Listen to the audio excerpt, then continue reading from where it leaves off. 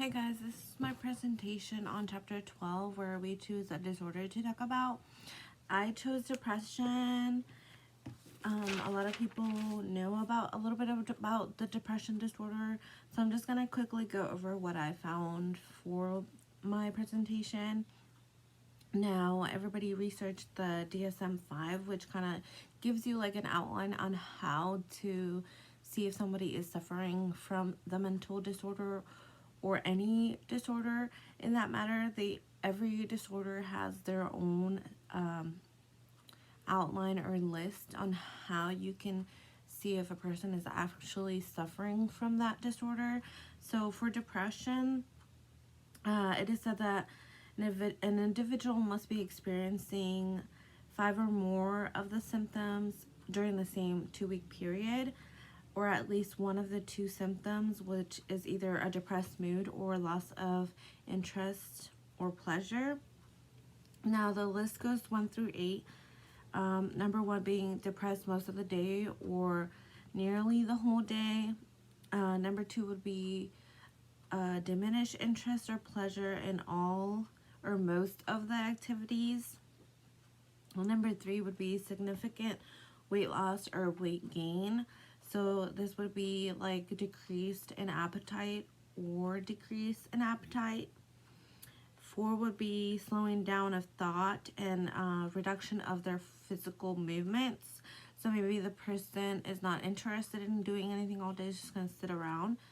Along with number 5 being fatigue. So the feeling of tiredness, sleepiness, again, slowing down. Number 6 would be like the feeling of worthlessness. So the person doesn't feel like they're worth anything, or they have excessive inappropriate thoughts of guilt. They suffer guilt somehow. Number 6 would be diminished ability to think or concentrate. So if they're depressed or suffering any kind of depression, their thinking or their concentration isn't really fully there. Number 8 would be like the recurring thoughts of death or suicidal ideas without having any plan. So that would be like the diagnostic criteria for depression. Now, depression is mostly commonly known as like a serious mood disorder. I wrote all my ideas down, so I kind of knew where I was speaking on. Now, when it comes to depression wasn't really well known as like any other mental disorder.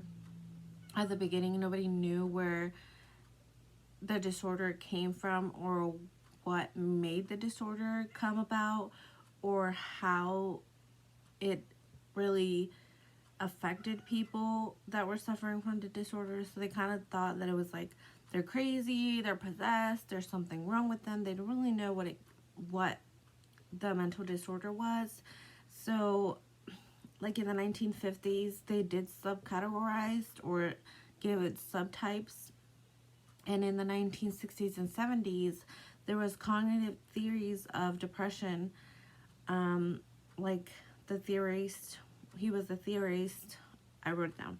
Aaron Beck, he proposed that the way that people interpret negative events could contribute to their symptoms of depression. So it kind of just started there. Around that time, we kind of started learning about depression and what was causing it, or we kind of had ideas. And from then, it kind of grew.